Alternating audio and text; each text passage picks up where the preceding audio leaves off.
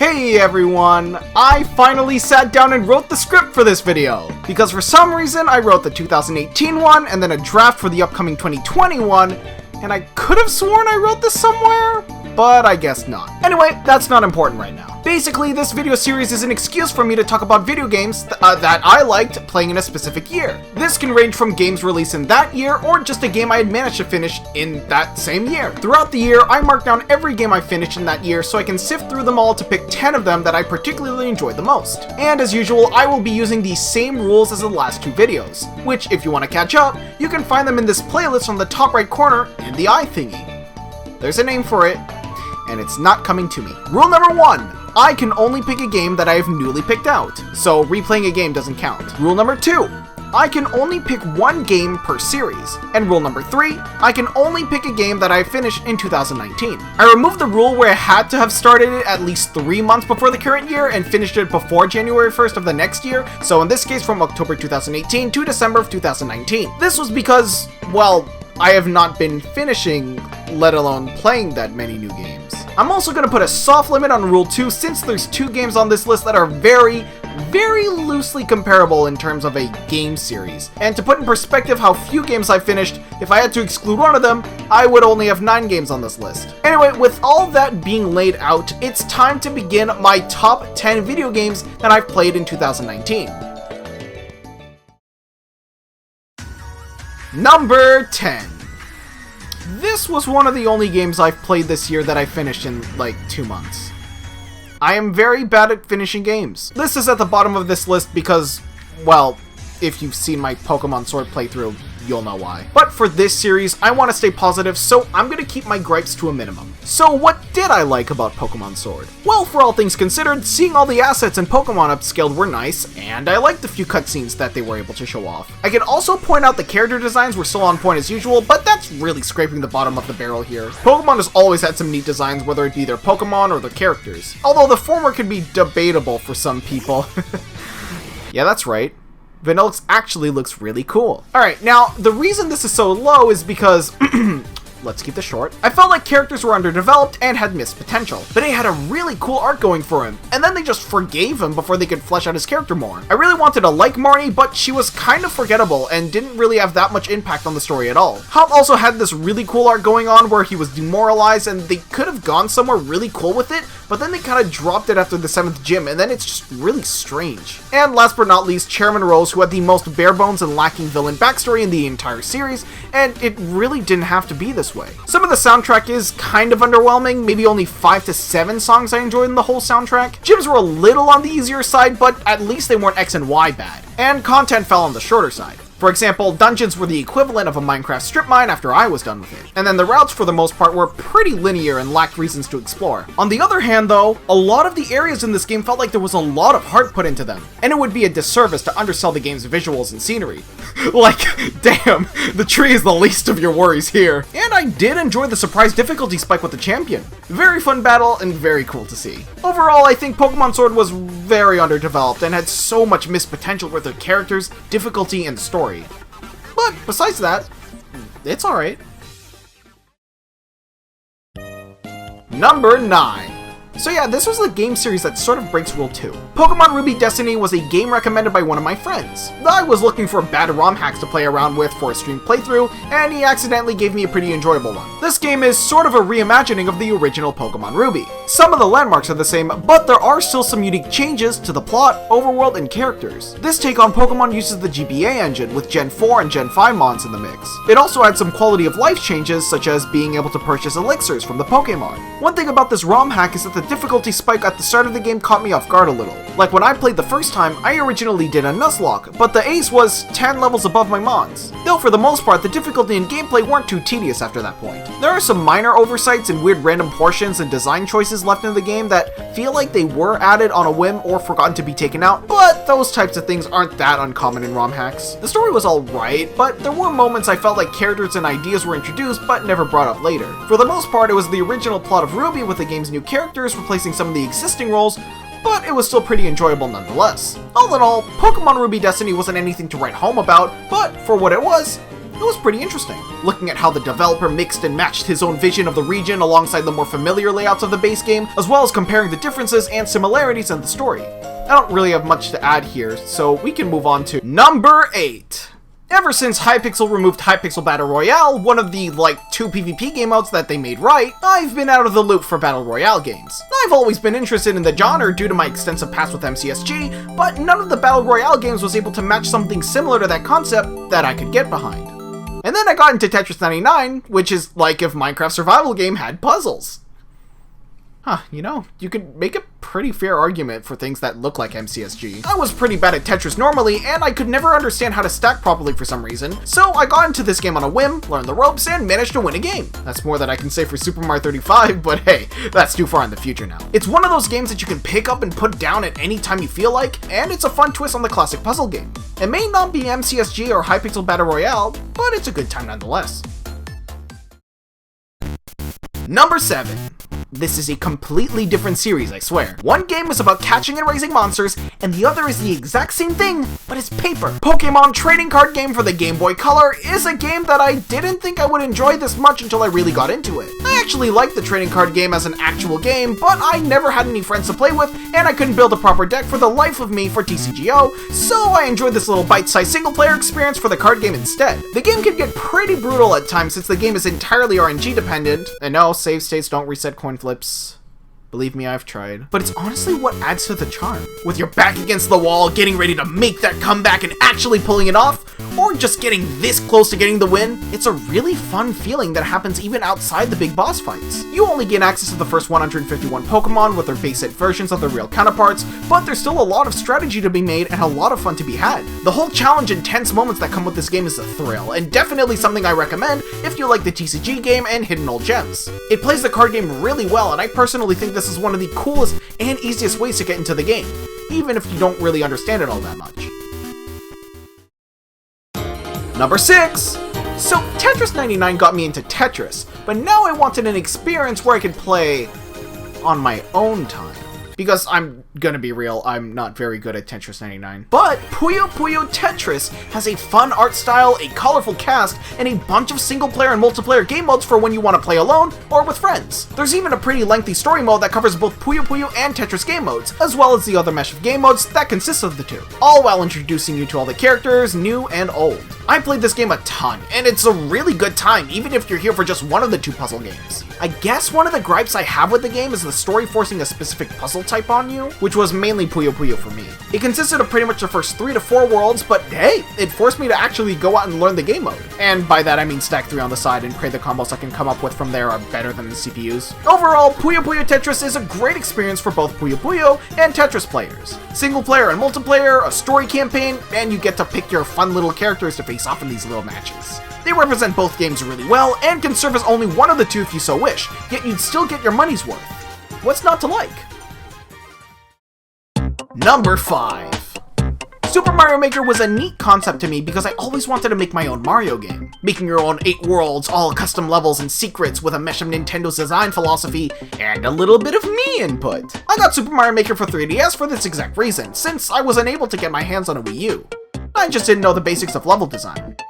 But that didn't stop me from trying Super Mario Maker 2 though. A pretty big level maker with tons of Mario engines to play with, including a custom Super Mario 3D World engine in 2D, with improvements from the first game, more things to play around with, a world maker, and so much more. There's even a story mode if you want to play with some of Nintendo's in-house levels using the Mario Maker tools, along with some fun other things alongside it. There's just so much to unpack with this game that I don't think I can give it enough justice with this little mini segment. Admittedly, there are some minor things such as the 3D World game mode being separate from the other 4 engines, and then there's the removal of all the amiibo costumes, and some major things such as Mario Maker 2 Online looking like the next Game Realm sitcom. Not only that, it's unfortunately limiting in a lot of cases, like having the Super Mario Land and Super Mario Bros. 2 mechanics locked exclusively behind the Super Mario Bros. Engine. I'm actually working on a world myself, but I haven't had much time to make all the levels for it, but I do want to finish it sometime. Some of my levels are actually playable right now, but the goal is to make my own Super Scrags world.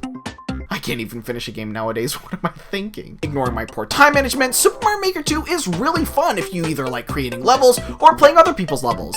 And you can get the best of both worlds if you like both. If only the multiplayer worked, it would make this title that much better. But even outside of that, there's tons of single player content, and even more when you try out the hundreds of thousands of levels by course makers, which you can either spend sifting through endless easy courses or investing all your time trying to beat little Timmy's first Mario Maker course. Number 4! When I was listing down all the games I've played this year, I was actually surprised to see my rankings once I was done with it. It feels really weird to put Mario Maker 2, Puyo Puyo Tetris, and Pokemon Sword all in a top 10 for them all to get beaten by a visual novel. Lucy, the Eternity She Wishes For may not have been the game of my year with good gameplay, but it was all in the story where it kept me invested. A lot of games I enjoy nowadays usually have to do with lots of good character development and depth, as well as an immersive world and a good story. 2017 probably defined all of that for me considering my top 3 in that year. While the characters in this game and the world itself aren't much to write home about, the game tells a story about living in a world full of androids. You and your father, however, don't particularly like this new way of life and refuse to partake in it. Meanwhile, on a stroll in the dumpster, you encounter a robot that looks almost identical to a human. She can speak like one, talk like one, feel like one, and at some points, the main character sort of mistakes her for one. On the other hand, there's another overarching plot with a scientist that seems to have created this robot, and we go through his process on creation, testing, and getting it approved for public distribution. The game's small roster of characters all filled their roles pretty well, and was able to tell a story that I was able to get really invested into. It was a really cool take on the concept of robots and androids, as well as how they would integrate in an environment, especially from the lens of someone who doesn't really see the use or need for them. But then as the story goes on, it becomes so much more. Especially after getting the true ending, did the story really stick with me. If you're into this type of stuff, then I recommend this game since it's got a pretty nice little story to read. It took me about 6 hours to see the end and I only did one run, but I wouldn't be surprised if the game was much shorter. But yeah, a visual novel for 4th place. Who would have thought? Before this turns into a book report, let's go see what number 3 on this list is. Number 3. Woo! I said I was going to cover this in the video last year, or well, a couple months ago in this case, but here it is. Fire Emblem Echoes, Shadows of Valentia. This is considered to be one of the best Fire Emblem experiences out there, and maybe even one of the greatest remakes of all time. The art style of this game is incredible, and you can't go wrong with the little overworld sprites. The story is great, the soundtrack is amazing, and the gameplay is pretty fun. Shadows of Valentia is a remake of Fire Emblem Gaiden, the second Fire Emblem game in the mainline franchise. It stars Alma and Celica as they go down their own path throughout the story, and expands on top of what the original Gaiden was. I was a little concerned about the dungeon crawling aspects of the game at first, since I wasn't sure I was gonna like it, but I ended up getting used to it pretty quickly. And Shadows of Valentia also introduced a bunch of other characters to the series. Some good, and then there's Faye. Very sad about the latter one. On the other hand, I didn't really enjoy Celica's route all that much. I couldn't really get behind her thoughts and decision making, and a lot of the maps in her route just made me really sad. Meanwhile, on Alm's side, the characters were pretty good, maps were fun, and even challenging at some points, and a side of the story is really interesting. I'm just gonna show you the screenshot of the game.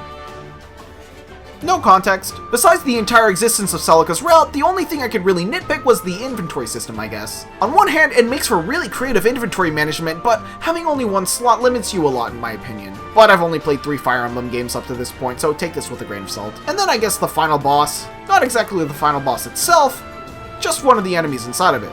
Just the number 4. Why would they design something like this? There's a lot more I want to talk about, but I'm afraid I'll accidentally spoil something, so I'll try to keep it short. I really like the villains in this game, and I thought the way both paths merged together to make the final act was really cool, as well as the whole emotional roller coaster all throughout. At the end of the day, Shadows of Valentia is an experience that I enjoyed greatly. From its characters, its story, soundtrack, and Valentian Catria. Number 2! Okay, so I know this game is technically one I've played before, but it's a remake, and the experience is at least slightly different, so I'll count it. Luigis Mansion DX for the Nintendo 3DS is a remake of the launch title for the Nintendo GameCube titled Luigi's Mansion. It was a really charming title that starred Luigi in his own game for the first time since Mario is missing. And Luigi's Hammer Toss? Huh? This game just oozes with charm, and the remake did a good job at maintaining that and introducing it to a whole new audience. I love the original for having a clear-cut premise. There are 4 acts, and in each act you clear more and more of the mansion, discovering its secrets and what lies in store for you. It's so simple, yet so addicting. The minor cutscenes make the exploration that much more spooky in comparison to 2 and 3. Something about slowly marching into a room while ghosts chant the main theme is really spooky in a fun Nintendo way. And the presence of a portrait ghost is something that they haven't really been able to replicate since. So being able to replay this game once again was so cool to me. For the most part, it's a pretty faithful remake. It has some changes, like the obvious change in Luigi's model, and some more changes to how Portrait Ghost frames work. The game controls okay on the original 3DS. I don't own a new 3DS, but I'd assume the experience is a little better there due to the accessibility of a C-stick, but they were able to make it work anyway on the original. The game's still as short as the original, but it still has a hidden mansion mode too, along with achievements and a boss rush mode to fight all the Portrait Ghosts again. And if you have a friend, you can also play through the game multiplayer, which I think is a neat little addition. Overall, it's a pretty simple remake of the original GameCube launch title, but for what it is, it's a really neat title if you're a fan of the original Luigi's Mansion, or if you're just looking to try the game out for the first time. Number 1! I just noticed I finished a lot of remakes and remasters this year, and a lot of them made it in the top 5. Mario and Luigi Superstar Saga DX, originally for the Game Boy Advance, is the first Mario and Luigi RPG game ever released. It got remade for the Nintendo 3DS, and I finally got around to finishing it. I've never played the original, but even so I was still able to really enjoy this game. I've only played about half of the original Bowser's Inside Story for the DS and all of Dream Team. And honestly, I didn't grind at all in Dream Team, so I relied on easy mode the whole time, so beating this game without extra help was really fun and challenging. I just like the charm this game had, with all of the towns being renamed to different types of laughter, and all the interactions with Mario and Luigi and the rest of the characters you can find in this game. The game was lengthy enough to keep me entertained, and it wasn't too hard, but just enough to keep it challenging. There were also badges that added onto the game's battle elements, letting you mix and match with different effects, which I found fun. The levels were charming, the soundtrack was neat, and the game was just overall hilarious. And yeah, I know, with the whole thing being around laughter and stuff, this line, dude. And I had a great time the whole way through. Now I just need to get around to the new Bowser's Inside Story remake, which I'm very excited for. So that was my list for the top 10 video games that I got around to playing in 2019. I noticed a lot of earlier entries were very gameplay oriented, while the later entries I enjoyed a lot for either their feel of nostalgia or for the story. I also have a top 10 best video games I played in 2020 video coming in the works, so stay tuned for that if you like this video. Let me know in the comments below what you enjoyed in 2019 if you remember. Did any of these games interest you? Have you played these games before? And yeah, thank you so much for watching. If you enjoyed, like the video and comment if you want, as both help out in the funny algorithm and in turn support the channel. But if you like the channel and want to see more of me, you can click the subscribe button so you can be notified of future videos from me in your recommended, and click the bell if you want to be directly notified when a video goes live. And with that being said, hope to see you guys in the next one. A visual novel in between all these first-party titles. What a weird-ass list.